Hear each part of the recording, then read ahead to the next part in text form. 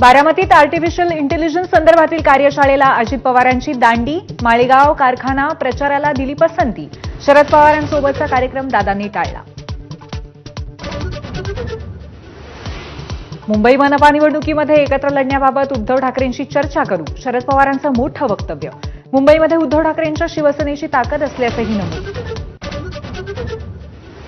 ठाकरेंच्या शिवसेनेच्या आज 2 महत्वाच्या बैठका. दुपारी शिवसेना भवनामध्ये जिल्हा आणि संपर्क प्रमुखांसोबत बैठक, तर संध्याकाळी पक्षाच्या आमदारांसोबत डिनर डिप्लोमसी. जळगावामध्ये कट्टर विरोधक असलेले देवेंद्र फडणवीस आणि एकनाथ खडसेंची भेट होणार. एका कार्यक्रमामध्ये औपचारिक भेट होणार असल्याची खडसेंची माहिती. केंद्रीय गृहमंत्री अमित शहांचा आज मुंबई दौरा. दुपारी नाफेडच्या कार्यक्रमाला उपस्थित राहणार. राज्यस्तरीय सहकार औद्योगिक संमेलनालाही हजेरी लावणार.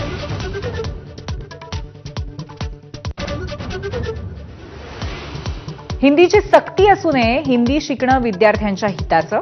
शरद पवारांची भूमिका. पवार म्हणतील तसं म्हणजे पवार काय देव आहेत का? चंद्रकांत पाटलांचं प्रत्युत्तर.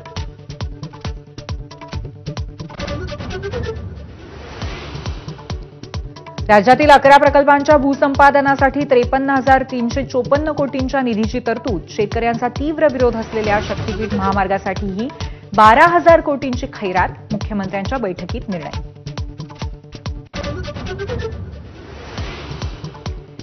माजी मंत्री धनंजय मुंडेंना हायकोर्टाचा दणका. करुणा मुंडेंच्या पोटगीरील 50% रक्कम कोर्टात जमा करण्याचे आदेश.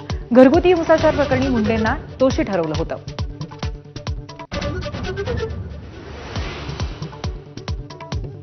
पुण्यामध्ये मुसळधार पावसानंतर सध्या जोर कमी. धरण क्षेत्रामध्ये मात्र पाऊस सुरूच.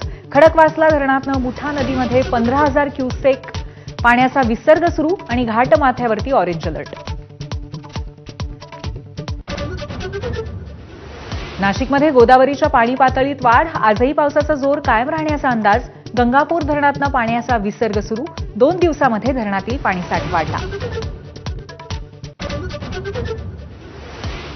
पालघर, रायगड, रत्नागिरी आणि ठाणे जिल्ह्याला मुसळधार पावसाचा इशारा. जिल्ह्यांना पावसाचा येलो अलर्ट, तर मुंबईमध्ये मध्यम स्वरूपाच्या पावसाचा अंदाज.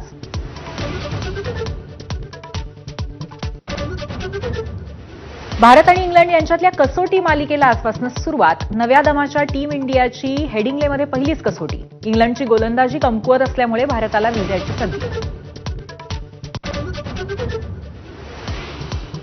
संत ज्ञानेश्वर महाराज आणि संत तुकाराम महाराजांच्या पालखीचा आज पुण्यात संगम. दोन्ही पालख्या संगमवाडी पुलाजवळ एकत्र येणार.